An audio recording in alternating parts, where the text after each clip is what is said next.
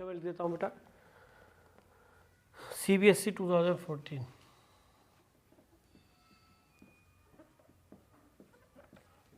Question है बेटा, let C be a curve defined पैरामीट्रिकली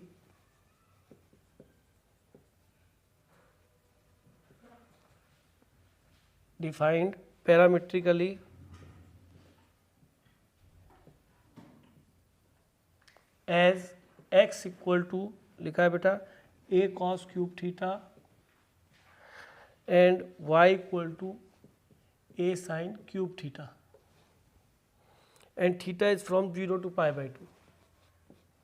Theta is from 0 to pi by 2. Determine a point P. Determine a point P, capital P on C. On C का मतलब C curve की बात हो रही है ना, ये भी C है बेटा. On C, where tangent C, where tangent C, tangent to C is parallel to the chord joining, is parallel to the chord joining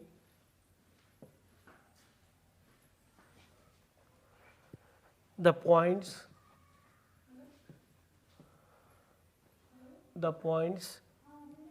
A0 and small a0 and 0, A, full stop. ये question है बेटा.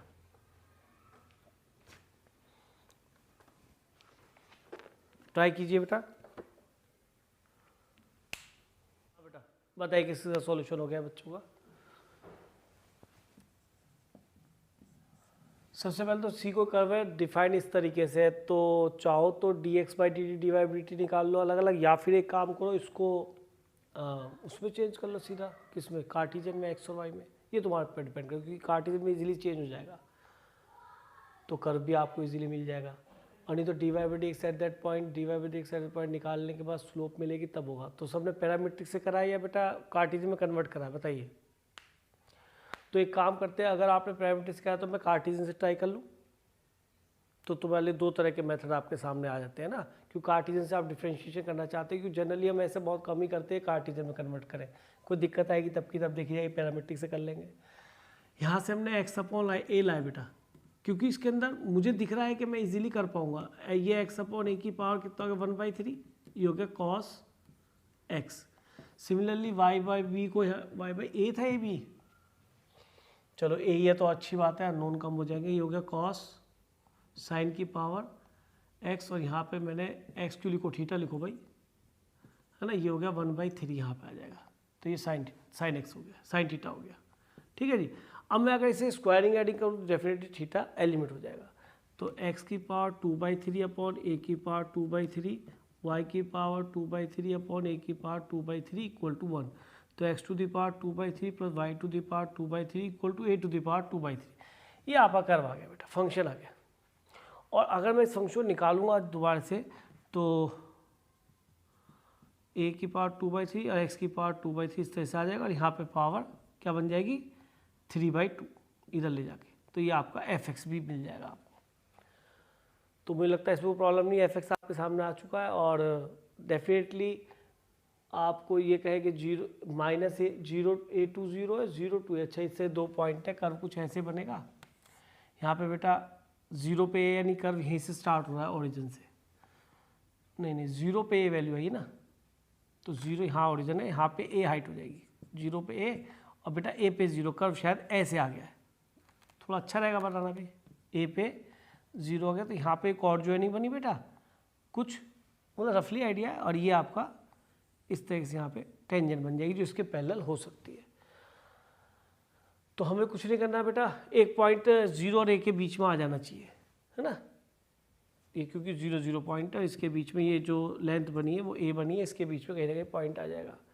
तो dy by dx निकाल दे सीधा. Continuous differentiable तो है, shirts को भी आप करना जानते हैं, कैसे लिखेंगे ये बताया हुआ है.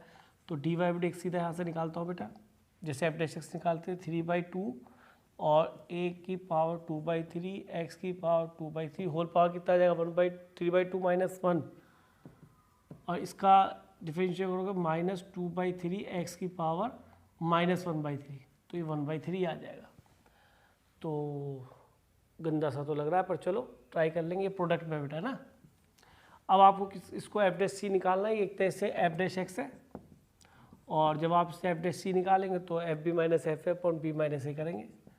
f' equal to fb minus F A upon B minus A. हाँ जी, fb माइनस एफ ए कितना बना जी, ये आपका a है तो ये fa है बेटा, ये बेटा b है तो ये fb है। बस एक चक्कर ये हो गया कि a b में थोड़ा लफड़ा है, लेकिन मैंने अपना a ऐसे लिख लिया, कहो तो कैपिटल A कर दूँ, पर सीधा वैल्यू लिख तो आपको दिख ही रहा है। fb कितना 0 माइनस fa कितना a है, और अपॉन b है और a ही है, तो चल गया यहाँ पे, कोई दिक्कत नहीं। f' रख दीजिए, कितना बनेगा बेटा ये, यहाँ तक ठीक बेटा, सभी का यही आ रहा है, ये तो सेम यही आया होगा आप सभी का।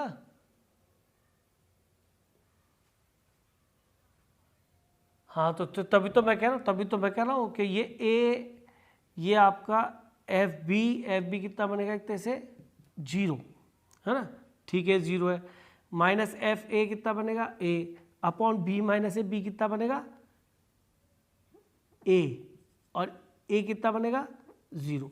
तो फिर आप थोड़ा सा ध्यान रखो। चलो जी आ गया -1, और मुझे इसको -1 लिखना है, यहाँ से इसको सिंप्लीफाई कर लेते हैं। वो हुआ 3/2 से 3/2 कैंसिल हो गया, और ये हो गया -x की power 1/3 into a to the power 2/3 माइनस, यहाँ से लिख रहा हूँ बेटा x to the power 2/3 power पावर कितना है 1/2 इज इक्वल टू -1 आया। ठीक है, ये -1 से -1 कट गया। अच्छा, और यहाँ 1/2 था, नेगेटिव आ रहा, गलत हो जाता। तो a की पावर 2/3 माइनस एक्स की पावर 2/3 की whole power half equal to कितना हो गया x की पावर 1/3। अब हमें क्या करना पड़ेगा, इस 1/2 को वहाँ ले जाएंगे तो x² हो जाएगा ना वो, तो ये हो जाएगा a की power 2/3 minus X to the power 2/3 is equal to, यहाँ हाफ है तो उधर जाके पावर पलट जाएगी तो x² बन जाएगी, तो x की पावर 2 आएगी तो x की पावर 2/3 हो जाएगा। तो ये a की पावर 2/3 2x की पावर 2/3 आ गया, तो x कितना आ गया a की पावर 2/3 अपॉन 2, यानी x आ गया यहाँ 2/3 है ना, तो ये आ गया a अपॉन 2 की पावर 3/2। ठीक रहेगा क्या, है ना, क्योंकि इसकी पावर पलट के यहाँ पे 3/2 जाएगी तो 2/3 आ जाएगा। तो शायद आपका रिजल्ट यही बना होगा बेटा, x की वैल्यू a अपॉन 2√2 आया होगा। ठीक है, तो ये डेफिनेटली उससे छोटा हो गया, 0 और a के बीच में आएगा, और ये आपका a और b था, a ये था और b ये था बेटा। तो इससे आपका ये कन्फर्म हो गया कि एक पॉइंट है वो जिस पर tangent parallel to X axis बनेगी। तो एक चीज़ सुनो, पॉइंट बताना आपको, डिटरमाइन द पॉइंट, तो थोड़ा गलती मत कर देना। आपने एक ये वाला x निकाला, पॉइंट निकालने के लिए x के साथ y भी देना पड़ेगा, तो x तो आ गया a अपॉन 2√2, और y निकालने के लिए यहाँ पे पुट कर दे, क्योंकि सिमेट्री के x और y में इक्वेशन, x और y को आपस में इंटरचेंज करने पर कोई फर्क नहीं पड़ता। इसका मीनिंग y की वैल्यू भी बेटा यही आने वाली है, या फिर रख के देख लेना यहाँ पे, तो रिजल्ट सेम ही आ जाएगा। ठीक है, क्योंकि तभी सेटिस्फाई हो पाएगा। तो इस तरह से आपका पॉइंट मिल गया। तो ये पूरा टेंजेंट नॉर्मल का क्वेश्चन था। चाहते तो आप वैसे भी करते थे, स्लोप निकाल के, स्लोप भी तो है ये कॉर्ड का, इज इक्वल टू f' कर देते, वही हमने इसमें करा। एक क्वेश्चन करते हैं ना, देखो इसमें क्या है, क्वेश्चन देखिए, इनइक्वलिटी के काफ़ी क्वेश्चन इससे होते हैं। तो मैं एक अप्रोच आपको बताना चाह रहा हूँ कि let 0 is less than alpha, then to prove, यहीं पर लिखता हूँ, then to prove beta minus alpha upon 1 plus beta square is less than tan inverse beta minus tan inverse alpha less than beta minus alpha upon 1 plus alpha square. ये question देखो, आप तो मेरे ख्याल में देखिए, पता क्या होता है, IIT एडवांस वाले बड़े दुष्ट हो गए, किसी भी तरह से क्वेश्चन पूछ लेते हैं, इसी को मैचिंग में लिख देंगे किस इंटेल में ट्रू बैटरी है। बच्चा कहता है इन क्वेश्चन का ऐसे क्वेश्चन तो नहीं आएगा, बना दिया उन्होंने ऐसे, और आप जो है रह गए देखते हुए, पता पड़ा बीच में कहीं दे दिया कि भाई ऐसे होता है तो ये ट्रू है या फॉल्स है, उसमें दे दिया क्वेश्चन, आपके लिए पूरा करना पड़ गया। तो इस टाइप के क्वेश्चन LMBT से किए जा सकते हैं, लेकिन मैं जो अप्रोच बता रहा हूँ उसको सुनना बहुत ध्यान से। इसमें देखो, सबसे पहली चीज़ तो ये आती है कि स्टूडेंट को ये फंक्शन लेट करना थोड़ा सा अजीब सा लगता है। वैसे मुझे दिख रहा है जैसे यहाँ पे भी tan इनवर्स बीटा है और यहाँ पे tan इनवर्स अल्फा है, तो डेफिनेट tan इनवर्स एक्स को मैं फंक्शन ले लूँ तो F B minus F A बन सकता है ना, उसको सोच के चल रहा हूँ। या तो फिर मैं तो फंक्शन को जैसे मैं यहाँ पे बेटा F X equal to tan inverse X let करता हूँ, तो आप देखिए कंटिन्यूस डिफरेंशिएबल तो फंक्शन है ही, इसमें कोई दिक्कत ही नहीं। आपको पता है आपके डोमेन में माइनस इन्फिनिटी से प्लस इन्फिनिटी का डोमेन होता है इसका, और रेंज इसका -π/2 से +π/2 आता है, आपने पढ़ा हुआ है। तो अगर मैं इसके अंदर कहता हूँ कि कंटिन्यूस भी है और ये डिफरेंशिएबल भी है आपके डोमेन में, तो मेरे हिसाब से मैं ये कह सकता हूँ कि जो एफ डैश एक्स है वो किसके बराबर हो जाएगा बेटा, F B minus F A upon, या बी का मतलब क्या यहाँ पे बेटा अल्फा बीटा, तो बीटा बाद वाला है, beta minus alpha upon beta minus alpha. लगने लगता है हाँ यार रिजल्ट में बन सकता है, बीटा माइनस अल्फा आ रहा है। तो उससे बच्चे tan इनवर्स एक्स किया 1/1 + x², और एफ बीटा कितना बना जी tan इनवर्स बीटा, और यही सोच के मैं tan इनवर्स एक्स लिया भी था फंक्शन कि सर ये F B minus F A बन जाएगा। यही हमारी अप्रोच थी इसके अंदर, क्वेश्चन के अंदर स्टार्टिंग से जब ये दिखा, ठीक है, हमने इसको यहाँ से पकड़ लिया। अच्छा आपने देखा होगा इससे पहले ही मैं इसे एफ डैश एक्स ना लिख, एफ डैश सी ना लिख के सीधा एफ डैश एक्स लिख रहा था, आपने नोटिस किया होगा, मैं ठीक कह रहा हूँ? मैं कहता था वही तो एक्स सी बनेगा, यही बात होती थी। तो अब मैंने ऐसा क्यों करा, मैं आपको बताना चाह रहा हूँ, एट एक्स की वैल्यू वो आ जाएगी, लेकिन अब यहाँ पे आके क्वेश्चन बिल्कुल चेंज हो गया कि सर मैं क्या करूँ, यहाँ से मैं क्या करूँ। बच्चा यहाँ पे आके यह अटकता है, कहता कि सर एलएमबीटी तो आपने यहाँ तक बता दी, यहाँ तक ठीक है, इसके बाद तो हमारा क्वेश्चन हमें एक्स की वैल्यू निकालते थे कि सर इसमें ऐसा तो कुछ नहीं हो रहा। अब इन इक्वेशन कैसे बने, जो हमारा ये बेटा कोई पॉइंट आएगा अल्फा बीटा के बीच में जो कि एक्स बनेगा ना, जो कि अल्फा बीटा के बीच में आएगा, तो वो एक्स जिसे आप सी भी बोल सकते हैं, मुझे फर्क नहीं पड़ता, वो अल्फा बीटा के बीच में आएगा, डेफिनेटली पॉजिटिव भी होगा क्योंकि अल्फा बीटा भी 0 से बढ़े।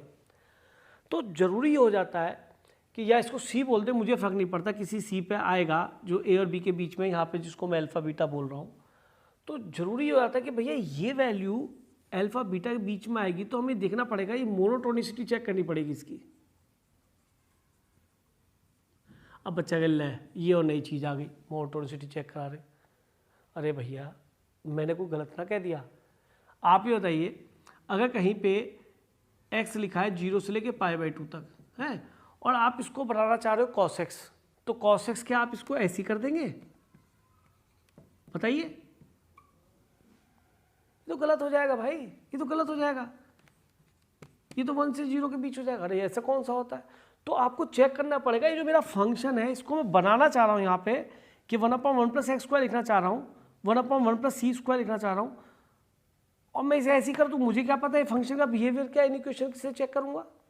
तो मुझे इसकी मोनोटोनिसिटी पता होनी चाहिए कि फंक्शन इंक्रीजिंग है डिक्रीजिंग। अब क्योंकि ये फंक्शन डिक्रीजिंग है तो इसलिए जब आप इसका कॉस लेंगे तो इसको इन इक्वेशन को चेंज कर देंगे। याद आया? हाँ जी याद आया कुछ या नहीं? अब ठीक हो गया, मोर देन 0 लेस देन 1, बात ठीक है नहीं? क्योंकि मैं इस क्वेश्चन में मोनोटोनिसिटी इस वजह से अप्लाई कर रहा हूँ कि मुझे पता नहीं इसकी नेचर, इसका बिहेवियर, इस फंक्शन का बिहेवियर कैसा है, ये इंक्रीजिंग है या डिक्रीजिंग। और क्योंकि मैं अब जो है इस क्वेश्चन को अल्फा बीटा के बीच में कहीं लिखना चाह रहा हूँ, सी जो इसमें के अंदर के बीच में आएगा, अल्फा बीटा के बीच में आएगा सी, अरे तो पक्का है अल्फा बीटा के बीच में आएगा सी। तो यहाँ दिमाग काम करना चाहिए आपका कि सर ये क्या नई चीज़ आ गई, हाँ ये नई चीज़ आ गई, यहीं से तो पता पड़ेगा एफ डैश सी कहाँ आएगा। तो इतना बड़ा खेल तो नहीं है यार, यहाँ तो कोई बच्चा वैसे ही बता देगा कि सर अल्फा बीटा पॉजिटिव है। आप बताइए अगर मैं यहाँ पे बीटा नंबर रखता हूँ, है छोड़ो बीटा भी छोड़ो, अगर मैं यहाँ पे कहता हूँ ये अल्फा बीटा 1 से 2 है, तो बताइए 2 रखने पे ज़्यादा रखोगे तो कम हो जाएगा ना, है ना? तो इसका पता है डिक्रीजिंग कर रहा है, 1 रखोगे तो ये ज़्यादा वैल्यू आ जाएगी, डिक्रीजिंग कर रहा है, आपको लग रहा है, चेक कर लेते हैं ना। तो यहाँ पे तुम वो वैल्यू रख देते हो कि ये वैल्यू कहाँ से कहाँ तक जाएगी। तो मैंने एक काम करा, क्योंकि फंक्शन तो ऐसा भी उसको कोई और तरह का आ जाए जिसको आप डायरेक्टली चेक ना कर पाए, तो मैंने क्या किया कि इसका एफ डैश एक्स निकाला, मैंने इसकी मोनोटोनिसिटी चेक करी, that is 2x upon -1/1 + x² का होल स्क्वायर। हाँ जी कैसा फंक्शन है ये? डेफिनेट डिक्रीजिंग, यही हो रहा था, कम रखने पे ज़्यादा वैल्यू आ रही थी, ज़्यादा रखने पे कम वैल्यू आ रही थी। यहाँ पे देखा था आपको, अगर 1 से 2 के बीच में लेता हूँ तो 2 पे आपको क्या मिल रहा है, कम वैल्यू मिल रहा है, 1 पे ज़्यादा वैल्यू मिल रहा है। यही इसके साथ हो क्योंकि x तो पॉजिटिव है, 0 से ग्रेटर है, तो ये फंक्शन कैसा हो गया बेटा, डिक्रीजिंग हो गया। तो जब मैं x की जगह यहाँ पे c रखूँगा कोई, या तो यहाँ पे क्या बन जाए 1/1 प्लस सी स्क्वायर, या c यहाँ पे रहने तो c लिख लो। देखो बेटा कंफ्यूज मत होना कि सर कभी आप c कहे तो कभी x, क्योंकि अगर मैं डिफरेंशिएट करने लगता तो तुम कहते कि सर डिफरेंशिएट c को कैसे करो, c तो कांस्टेंट है, तो मैंने यहाँ x रहने दिया, ठीक है। तो अगर कोई c इसके बीच में है तो इस फंक्शन के लिए अगर बात करने लगूँ, ये मेरा कोई f(x) रहा हो, f(x) तुम वहाँ ले लिया तो इससे कोई px ले लो, ये p' हो गया। अगर ये कोई फंक्शन px रहा हो तो इसमें मैंने चेक कर लिया ये फंक्शन कैसा डिक्रीजिंग है ना, डिक्रीजिंग फंक्शन है। और अगर डिक्रीजिंग है तो c पॉइंट के लिए, कोई पॉइंट अगर c अल्फा बीटा के बीच में है तो c पे जो वैल्यू आई आ गई, बीटा पे जो वैल्यू आएगी ये अल्फा पे छोटी हो जाएगी ना, अल्फा बड़ी मिलेगी और बीटा पे और छोटी मिलेगी। बात समझ में आती है नहीं, ये बात ठीक है। और देखो भाई ये भी मिलने लग गए, अरे ये भी मिलने लग गए, यानी काम सही चल रहा है प्रभु की कृपा से अब तक, है जी। और 1/1 प्लस सी स्क्वायर की वैल्यू क्या है बेटा, रख दो, क्या है। तो ये जो अप्रोच मैंने आपको बताई है बेटा, अच्छा अब एक काम करें, इक्वेशन को प्रॉपर वे में लिख ले बेटा। आप समझ रहे होंगे मैं कैसे लिखने वाला हूँ, आप समझ रहे होंगे मैं कैसे लिखने वाला हूँ। लिखूं इससे बड़ा इससे छोटा, तो पहले छोटा वाला लिख लेते हैं 1/1 प्लस बीटा स्क्वायर, फिर इसको लिख लेते हैं tan inverse beta minus tan inverse alpha upon beta minus alpha और less than 1/1 plus alpha square. ये मैंने सेम ही लिखा है बेटा, बस प्रॉपर वे में लिख दिया है। अब साफ दिख रहा है आपको किससे मल्टीप्लाई करना है पूरी इक्वेशन को, बीटा माइनस अल्फा से, बीटा माइनस अल्फा से मल्टीप्लाई करना। बीटा माइनस अल्फा चेक कर लो पॉजिटिव है नेगेटिव, हाँ सर बीटा बड़ा है, बीटा माइनस अल्फा पॉजिटिव होगा, तो यू कैन मल्टीप्लाई, और मल्टीप्लाई करने पे इन इक्वेशन रिवर्स नहीं होगा, क्योंकि अगर नेगेटिव नंबर होता तो मेरे बच्चों इसको रिवर्स करना पड़ जाता। तो बताइए जी, इन इक्वेशन में प्रूव कर दिए, चीज़ें कहाँ से पकड़ी हमने, समझना ये हमने चीज़ें कहाँ से पकड़ी। देखिए एम क्वेश्चन नहीं है, बढ़िया क्वेश्चन है, सॉलिड क्वेश्चन है, इस तरीके की अप्रोच आपके माइंड में होनी चाहिए। मैं चाहता तो आपको यहाँ मोनोटोनिसिटी वाली बात बोलता ही ना, बिल्कुल नहीं बोलता मोनोटोनिसिटी वाली बात। मैं कहता सीधा है भाई अल्फा पे आपको बड़ी वैल्यू मिलेगी, बीटा पे आपको छोटी मिलेगी, क्योंकि बीटा बड़ा है, बीटा बड़ा नंबर रखोगे, ग्रेटर नंबर रखोगे तो ये छोटा हो जाएगा, तो छोटा हो गया, अल्फा होगा तो बड़ा हो जाता। लेकिन कभी ऐसा फंक्शन आता है जिसको आप सर्च ही नहीं कर पाते या जज नहीं कर पाते कि वो इन इक्वेशन में कैसा बिहेव करेगा। अगर सी कोई अल्फा बीटा के बीच में है तो आप क्वेश्चन नहीं पकड़ पाते, इसलिए मैंने इसकी मोनोटोनिसिटी बताई कि फंक्शन इंक्रीजिंग या डिक्रीजिंग, क्योंकि मुझे इन इक्वेशन पे फिर फंक्शन अप्लाई करना है जो कि 1/1 प्लस एक्स स्क्वायर था, तो मैं नहीं कर पाता। तो मैंने एक्स की एक बार सी रखा और एक बार बीटा रखा और एक बार मैंने अल्फा रखा है बेटा। तो मुझे इसकी मोनोटोनिसिटी पता थी, ये फंक्शन डिक्रीजिंग था, इसलिए इक्वेशन रिवर्स हो गई। कौन सा फंक्शन डिक्रीजिंग था, ये वाला फंक्शन डिक्रीजिंग था, decreasing. Are you getting my point बेटा, इज दैट क्लियर। तो ये बहुत गजब का क्वेश्चन है, ऐसे क्वेश्चंस आप देखने को कम ही मिलते हैं। मैं आपको एक ऐसा क्वेश्चन और कराता हूँ, ठीक है, तो इसको फिर अप्लाई करना। और क्वेश्चन देखो इसके बहुत सारे बन सकते हैं ऑब्जेक्टिव में छोटे छोटे, लेकिन ये उसका सबसे फाइनल क्वेश्चन है जो बड़ा बनता है। छोटे में बहुत सारे क्वेश्चन बना दूंगा आपके लिए, ऐसा नहीं है, पर चलिए एक टाइप एक बार में खत्म हो जाए, बहुत कुछ है। एक क्वेश्चन और लिख लेते हैं, आपने नोट कर लिया बेटा, ये कर लीजिए, पहले एक बार नोट कर लीजिए, फिर मैं ऐसे ही क्वेश्चन फिर आपके लिए और लिखूंगा। चलिए नेक्स्ट क्वेश्चन लिख लीजिए। अब साफ साफ कहता है यूजिंग लैग्रांजे थ्योरम, यूजिंग LMVT, और ना भी यूज करना तो भी मेरे ख्याल में इससे बहुत जल्दी हो पाएगा। ये प्रूव करना है आपको b minus A sec square A less than tan b minus tan a is less than b minus A and sec square b। ये बेटा क्वेश्चन है where x0 is less than a less than b, where. तो जैसा ही question दिख रहा है, इससे just पहले वाला क्वेश्चन हमने ऐसे ही किया है, हमने कोई नया इसके अंदर नहीं करना। सॉल्यूशन देखिए, जैसे ही क्वेश्चन की ऑब्जर्वेशन लगती है तो यहाँ पे साफ दिख रहा है कि हमें फंक्शन क्या ऐड कर लेना चाहिए बेटा, f(x = tan x। बहुत बढ़िया, कम से कम आप यहाँ तक पहुँच गए कि आपको फंक्शन ऐड करने में मुझे लगता नहीं कोई प्रॉब्लम आएगी। F X equal 10x। चलिए जी, मैंने एफ डैश एक्स निकाला और उसको किसके को लग दिया बेटा, बताइए। Very good, F of B minus F of A upon B minus A. Sir कब लगा सकता हूँ? अरे भैया ये कंटिन्यूस हो और डिफरेंशिएबल हो, तो इसे बताना चाहिए था कि हमारा जो बी है, ए और बी, वो कहाँ से कहाँ तक है बेटा, 0 से π/2 के बीच, और बताया भी है क्वेश्चन में इसने, ठीक है।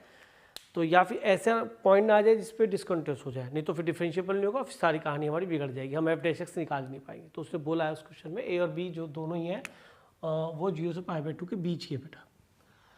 चलिए क्वेश्चन यहाँ से आगे स्टार्ट होता है। तो एफ डैश एक्स क्या हो गया बेटा, सेक स्क्वायर एक्स, और एफ बी कितना बना, आगे सेक स्क्वायर बी, यहाँ पे बी रखेंगे, नहीं एफ बी आया 10b, एफ एक्स क्योंकि ये था, तो ये हो गया 10b minus 10a upon B minus ए।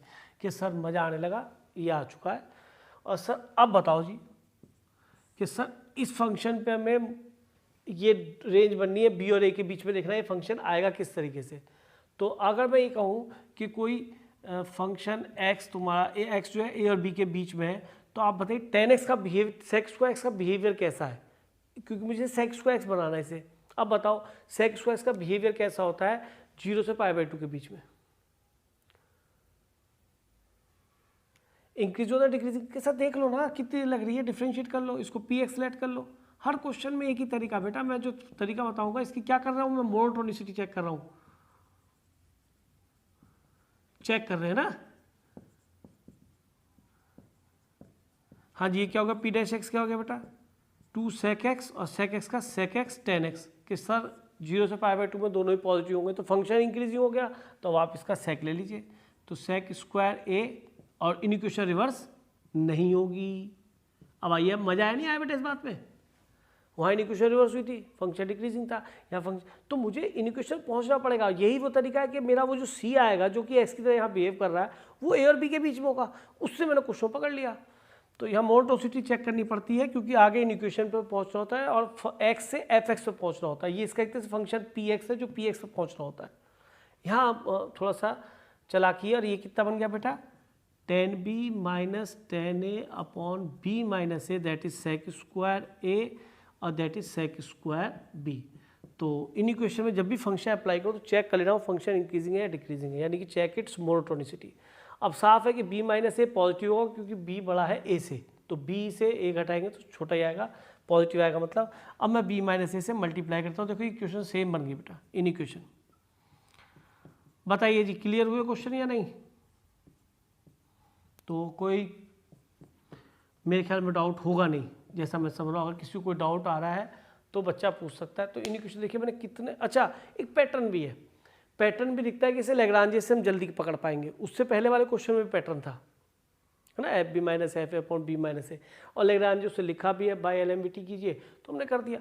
तो कई बार क्या होता है कि ऐसे के ऐसे एक्सप्रेशन लिखे आया तो छोटी छोटी बातें पूछे था, बच्चा पकड़ नहीं पाता, कहता ले ये इन इक्वेशन क्वेश्चन आ गया। अबे इन इक्वेशन का नहीं है, तो लैग्रांज मीन वैल्यू से 2 मिनट में क्वेश्चन हो रहा है, क्योंकि पैटर्न को पकड़ो, उसका पैटर्न क्या है।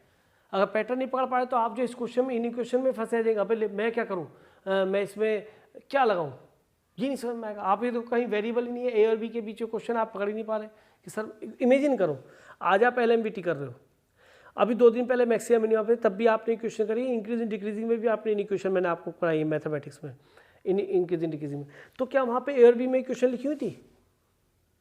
नहीं लिखी हुई थी। तो ऐसी इन इक्वेशंस को सॉल्व करने के लिए जब पैटर्न ऐसा होता है, दिस माइनस दिस माइनस, और ये सेम होता है, तो इसमें एलएमवीटी बहुत अच्छा काम करती है। ठीक है, क्लियर हो गया बेटा बात? नोट कर लीजिए जल्दी से, जल्दी करो बेटा नोट। तुमको ध्यान रखना, ये क्वेश्चन मैं तो कहूँगा कि बिल्कुल ऐसे है कि पैटर्न एक बार कॉपी में किए, पेपर देने गए, एक बार देख लिया कॉपी, तो अपने आप ध्यान आ जाएंगे। मतलब ऐसा भी नहीं है कि जो कुछ और ध्यान करना, एक बार पढ़ लिए तो दिमाग पर, ये तो वैसे था एलएमवीटी, साफ है, पैटर्न दिख रहा है, 10 verse X minus 10 verse Y, है ना, F A minus F B का पैटर्न दिख रहा है, तो आदमी बच्चा पकड़ लेता क्वेश्चन। लेकिन एक क्वेश्चन आपको लिख रहे हैं बेटा, if F dash X equal to E to the power X square and F of 0 equal to 10 and f of 1 is lying between capital A to capital B can be concluded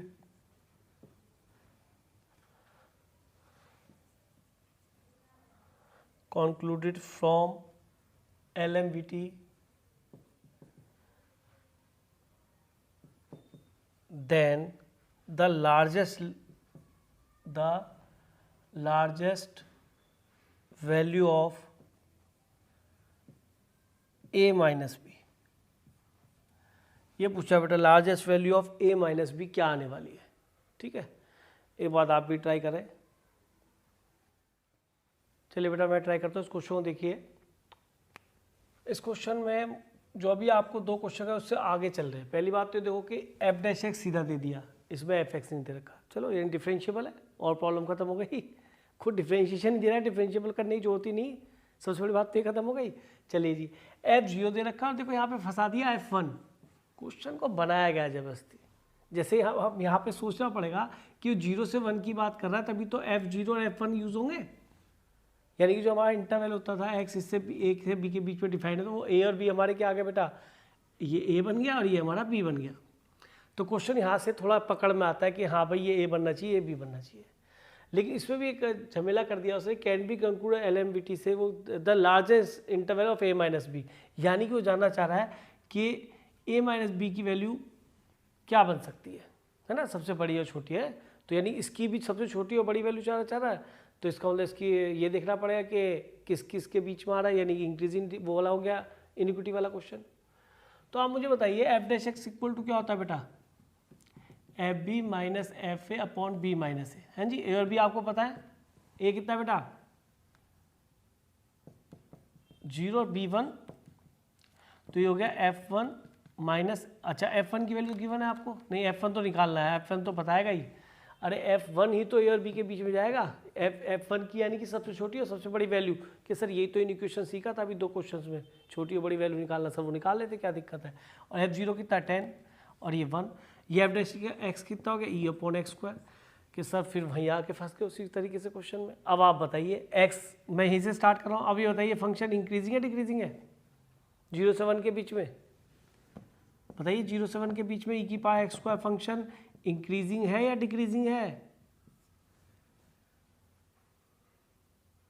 increasing. भाई differentiate करके भी सोच लो, ई की power x का ई की power x और इसका derivative 2x। और 0 से 1 के बीच की बात करें तो एफ डैश एक्स क्या हो गया बेटा, डेफिनेटली ये पॉजिटिव, ये तो नेगेटिव होता नहीं, तो इसका मतलब ये पॉजिटिव हो गया।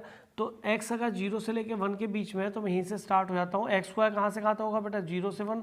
और क्योंकि फंक्शन ई की पावर एक्स इंक्रीजिंग है तो ई की पावर एक्स स्क्वायर और ई की पावर एक्स स्क्वायर करने पे फंक्शन में ये आपका ई की पावर 0 और ई की पावर 1, क्योंकि फंक्शन इंक्रीजिंग है तो हमने ई की पावर रेज कर दिया। फंक्शन क्या हो गया, इंक्रीजिंग की वजह से छोटे पे छोटी वैल्यू देगा, बड़े पे बड़ी वैल्यू देगा। ठीक है जी। वैसे भी ई की पावर एक्स स्क्वायर कर्व कैसे बनता है आपको याद हो तो इस तरह से आता है, जस्ट लाइक पैराबोला। पर पैराबोला नहीं है, ठीक है, क्योंकि इवन फंक्शन जैसे ई की पावर एक्स है, यहाँ से यहाँ तक ये बनता था 0 से 1, ये फंक्शन इवन है तो जैसा ही एक्स वाई एक्सिस की सिमेट्रिक बनेगा तो ये फंक्शन इस तरह से आ जाएगा।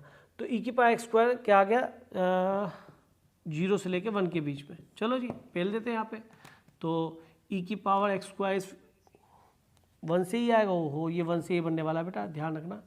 ई की पावर 0। अब क्या करना चाहिए हमें इसके अंदर बेटा, अब इसकी जगह ये f1 माइनस f10। अब देखिए रेंज मिल जाएगी f10 की, f1 को छोड़ो यार, ये क्या बन गया 1 से e, तो f1 की रेंज आ गई, उससे हमें a और b मिल जाएंगे, बात खत्म, क्वेश्चन हो गया। तो क्वेश्चन की सजावट कुछ अजीब सी कर दी है ना। क्वेश्चन को फ्रेमिंग ऐसे किया गया कि बच्चा पकड़ नहीं पा रहा, उसको समझ नहीं पा, जबकि उसने भी ऐसा क्वेश्चन किया। अच्छा जनरली क्या होता था, हम यही इसी की हेल्प से इंक्रीजिंग डिक्रीजिंग देख के मोनोटोनिसिटी चेक करके और क्वेश्चन में इनिक्वेशन पहुँचते थे। अभी भी मैं वहीं से पहुँचा हूँ, लेकिन क्वेश्चन का फ्रेमिंग देखो कितना ज़बरदस्त है, देख रहे। तो इससे इनिक्वेशन इस तरह से हो जाती है। तो कई बार बच्चा इसको पकड़ना सीखे। आप कहो तो मैं और भी इसके ऊपर क्वेश्चन सिखा दूँ, क्वेश्चन में कोई दिक्कत नहीं। बात है कि यहाँ से पकड़ना आप सीख लो इस क्वेश्चन को। अब देखिए जी, तो ये f1 कहाँ से कहाँ तक आ गया बेटा, 10 ऐड कर दीजिए 11 और e प्लस 10, तो this is your a and b। बात ठीक है। तो a माइनस बी निकाल दीजिए, क्या होगा रेंज, a हो गया 11 और b कितना हो गया e प्लस 10। रिजल्ट क्या आ गया 1 माइनस ई, ये आपका आंसर आ गया बेटा। तो इसकी लार्जेस्ट और स्मॉलेस्ट वैल्यू, लार्जेस्ट वैल्यू इसकी यही बनेगी, सबसे छोटी वैल्यू आप बड़ी में से छोटी सब्ट्रैक्ट कर रहे हैं, है ना, ये छोटी सी वैल्यू ये बड़ी होगी बेटा, सब्ट्रैक्ट करें तो आपकी ये लार्जेस्ट वैल्यू बेटा आ गई, किसकी, a माइनस बी की। क्वेश्चन कुछ पकड़ में आया, दोबारा एक बार एक्सप्लेन करूं। हाँ, इसमें देखो बस ये देखना था जब पकड़े क्वेश्चन को कहाँ से पकड़ेंगे सर, एलएमवीटी बोल दिया उसे, ना भी बोलता तो मैं क्या सोचता सर ये ई की power X square F dash x function differential खुद दे रखा है, कंटिन्यूस अपने आप हो गया। जब मैं यहाँ देखता हूँ 0 और 1 तो मुझे मिलता है इंटरवल, 0 से 1 के बीच में इंटरवल लेना पड़ेगा। एफ डैश एक्स सीधा यूज़ करने के लिए F B minus F A upon B minus A use होगा, एफ बी माइनस ए ये 1 बन गया 0, और इससे F1 की रेंज निकालनी है कि सर हाँ रेंज तो इससे निकलती है, इन इक्वेशन को कन्वर्ट हो जाता है। और जैसे ही एफ डैश एक्स देखा तो इसका इंक्रीजिंग डिक्रीजिंग देखा, तो इस फंक्शन को इन इक्वेशन में बदलने का तरीका ही केवल ये है, ये हमारा की फंक्शन है, हमारा ये की फंक्शन जो हमारी इस इक्वेशन को इन इक्वेशन में कन्वर्ट करेगा। फिर हम हमेशा x को इसके बीच में लेते थे, बिल्कुल जो हमारा c बनता था इसके बीच में आता था डिफरेंशियल के बाद एलएमवीटी के अकॉर्डिंग। तो एक्स स्क्वायर भी 0 से 1 होगा तो ई की पावर एक्स स्क्वायर भी ई की पावर 0 ई की पावर 1 के बीच में आएगा। तो ये रेंज मिल गया कि सर ये वैल्यू किसके बराबर है, इसके लिख दी, इसके इक्वल, इससे F1 का रेंज आ गया, इसलिए ए और बी है। तो मतलब क्वेश्चन फ्रेम थोड़ा अजीब ढंग से किया हुआ है, घबराने की बात नहीं है, एक दो बार पढ़ेंगे तो क्वेश्चन दिमाग में रहेगा, ऐसे क्वेश्चन बन जाते हैं। तो इससे F1 भी आ गया यहाँ से यहाँ तक, तो रिजल्ट आपका a माइनस बी रेंज निकल गया, लार्जेस्ट वैल्यू आ गया। ठीक है, अब मैं आपको और क्वेश्चंस भी करा दूंगा, कभी मौका लगेगा तो टेस्ट वेस्ट में दे देंगे 2-4 क्वेश्चन ऐसे भी। ठीक, अब आपका नेक्स्ट टर्न पे हम आपको क्या स्टार्ट करेंगे, इंटीग्रेशन। चलिए बेटा, नमस्ते, जय हिंद बेटा।